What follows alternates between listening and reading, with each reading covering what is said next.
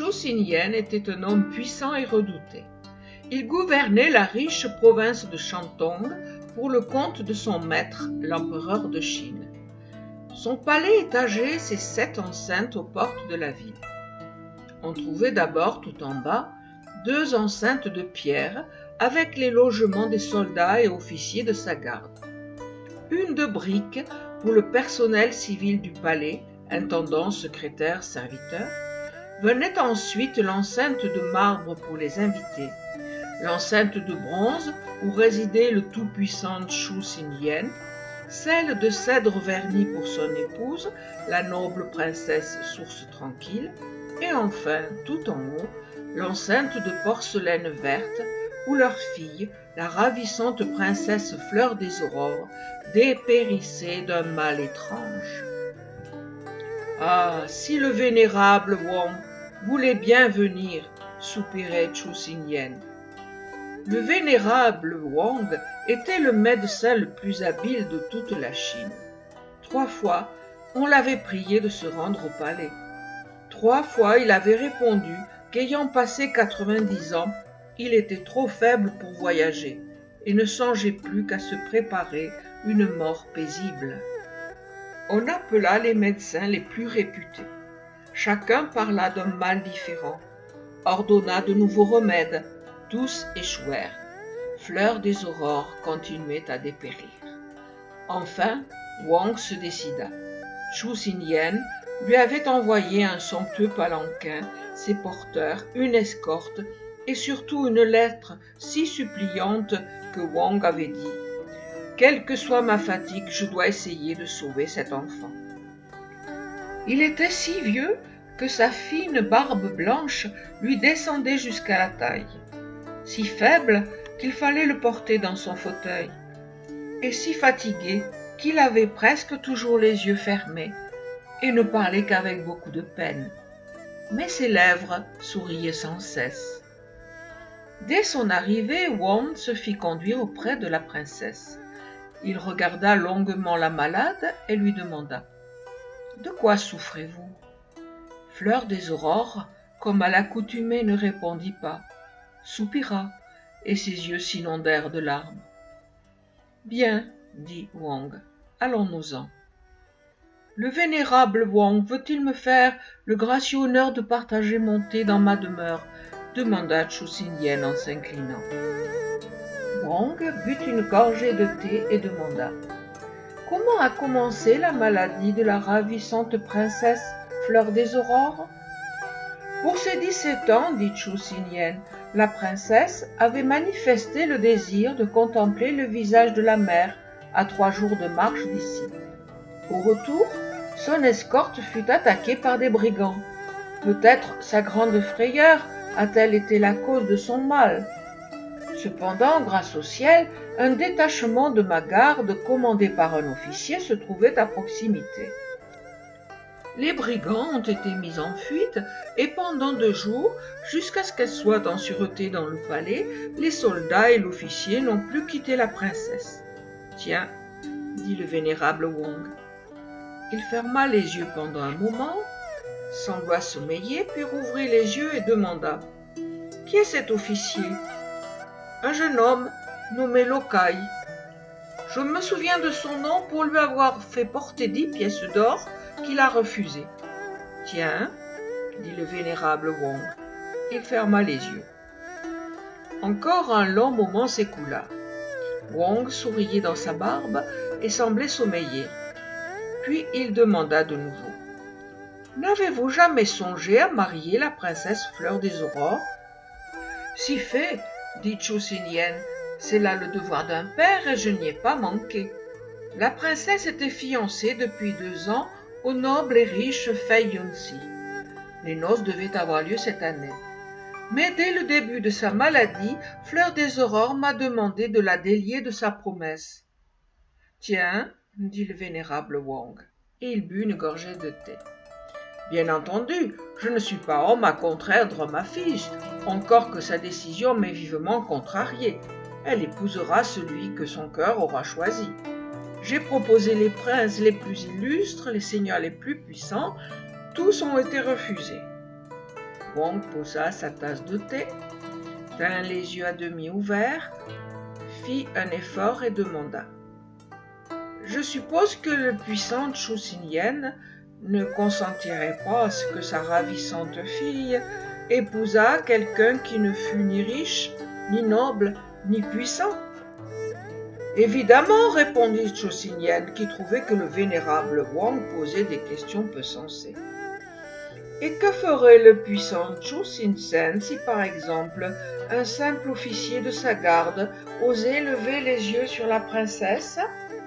Chu Xinyen s'empourpra, roula des yeux terribles, se contint pourtant et répondit d'une voix où tremblait la colère: « Je ferai décapiter cet insolent sur le champ. » Le vénérable Wang but encore une gorgée de thé et dit posément: « Cela paraît raisonnable en effet. » Puis il ferma de nouveau les yeux et s'endormit, cette fois tout de bon.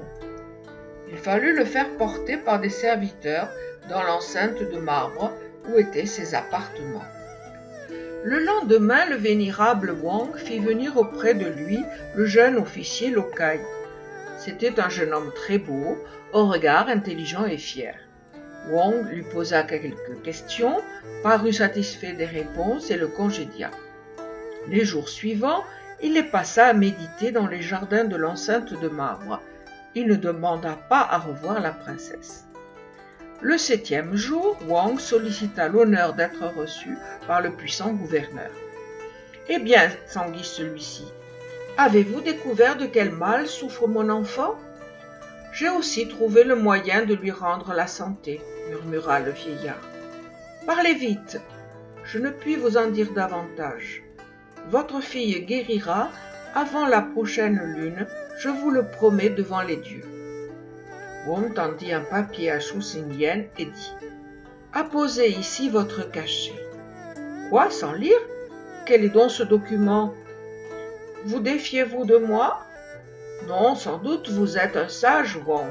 Vous pourriez être 2 fois mon père et vous ne sauriez me tromper. Donnez. » Chu Xinyen trempa un pinceau dans l'encre noire et apposa son cachet au bas du document. Wang le reprit et le roula. « Il faut aussi me prêter votre palanquin avec une escorte pour aller à Pékin. »« Bien volontiers, vénérable Wang, mais supporterez-vous ce long voyage? Pékin est à 9 jours de marche. Vous êtes bien faible. Les dieux me soutiendront. » Wang avait dans son regard une flamme impérative. « Encore une chose, je voudrais que mon escorte fût commandée par Lokai. »« Il sera fait selon votre désir. » Le lendemain, à l'aube, le vénérable Wang, dans sa 92e année, se mit en route pour Pékin, capitale du Céleste Empire. 17 jours s'étaient écoulés. Chu Xinyen, sans nouvelles du vieillard, commençait à craindre qu'il ne fût mort en route. Le soir de ce 17e jour, les guetteurs de son palais annoncèrent l'arrivée d'une troupe de cavaliers venant du nord de toute la vitesse de leurs chevaux. « Voici l'escorte du vénérable Wang. Qu'on introduise Lokai dès son arrivée, » ordonna Chu Xinyen. Lokai entra dans la grande salle encore couverte de poussière. Il paraissait épuisé par une longue course, mais la joie de la victoire était dans ses yeux. Il tenait à la main un grand rouleau de papier. « Eh bien, quelle nouvelle m'apportes-tu du vieillard? Pourquoi l'as-tu quitté? » Le vénérable Wang m'en a donné l'ordre. Il craint d'être aux portes de la mort et ne peut plus voyager que très lentement. Il ne sera pas ici avant le milieu de la prochaine lune, si les dieux le veulent. C'est bien, tu peux te retirer. Non, seigneur Chu Xinyen, pas avant de vous avoir remis ceci et de vous avoir demandé la main de votre très gracieuse fille, la princesse Fleur des Aurores. Les courtisans qui assistaient à cette scène crurent que Chu Xinyen allait s'étouffer de colère. Il devint plus rouge que sa robe de soie, puis éclata. « Garde, qu'on saisisse cet insolent, qu'on le jette au cachot. » Lokai, entouré par les gardes menaçants, n'avait pas baissé les yeux. Sa voix était ferme et calme. Ma vie est entre vos mains, puissance Chusen-Yen, vous en disposerez. Mais auparavant, daignez jeter un regard sur le message que je vous ai remis. Il vient du divin Fils du ciel, notre maître, l'empereur. Chusen-Yen, déconcerté, regarda le papier avec respect et lut. Notre très honorable fils, nous avons accueilli dans notre cœur ta supplique. Quelle supplique, se demanda-t-il. Puis il songea au document mystérieux que lui avait fait signer Wang. Nous avons entendu notre fils très sage, le vénérable Wang, et nous avons décidé d'élever au rang de général notre valeureux fils Lokai, à qui nous confions le gouvernement de notre province du Shanxi. Nous exprimons le vœu que soit célébrée au plus tôt son union avec ta gracieuse fille, la douce princesse Fleur des Aurores. Il fallut un moment à Chusen-Yen pour comprendre que ce noble général Lokai, gouverneur du Shanxi, était ce même petit officier couvert de poussière qu'il tenait prisonnier entre deux gardes. « Fort bien, dit-il, les désirs du divin Fils du ciel sont des ordres. Tu épouseras ma fille si elle y consent et si elle guérit. Tes chances ne sont pas grandes, elle a repoussé des partis beaucoup plus beaux que toi, et elle est toujours malade. Viens. » Fleur des Aurores pleura beaucoup, mais elle souriait à travers ses larmes et jetait de tendres regards vers le beau Lokai. Son père la considérait surpris.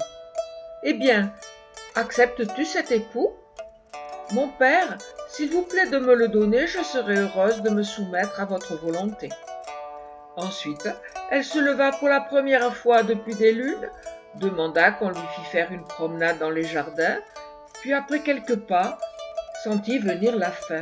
« Mon père, auriez-vous la grande bonté de faire préparer une collation ?» Chusen-Yen s'éloigna pour donner des ordres. Les noces furent magnifiques. Chusen-Yen avait invité toute sa parenté, qui était nombreuse, toute la noblesse de la province. Il rayonnait tout à la joie de voir guérir sa fille bien-aimée. À l'issue de somptueux repas, les invités s'approchèrent un à un des nouveaux époux et leur apportèrent avec des présents les compliments d'usage. Fleur des Aurores remerciait gracieusement, mais sa pensée était ailleurs. Elle songeait à Wang. La veille, on avait annoncé sa présence à quelque distance de la ville, mais on craignait qu'il n'eût plus que quelques heures à vivre. Les derniers invités s'inclinaient devant les époux.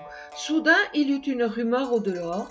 La lourde porte incrustée d'argent s'ouvrit à 2 battants et un serviteur annonça d'une voix forte « Le très honorable Wang !» Il se fit un grand silence. On vit entrer, au bras de 2 porteurs, un palanquin blanc sur lequel gisait le vieillard. Il était très pâle et tenait les yeux clos, mais ses lèvres souriaient toujours. Les porteurs s'arrêtèrent devant les époux. Wang se souleva, posa ses longues mains sur Fleur des Aurores, sur Lokai, et dans un souffle prononça le vœu rituel « Soyez heureux pour 1000 années ». Puis le vénérable Wang retomba sur sa couche, ferma les yeux pour la dernière fois, et dans un sourire, son âme juste partit rejoindre celle de ses ancêtres.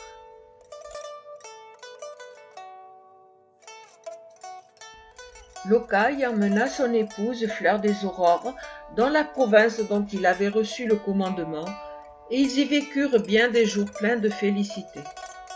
Jamais ils n'oublièrent qu'ils devaient le bonheur au vénérable Wang, et ils apprirent à leurs enfants à honorer le nom du vieux sage.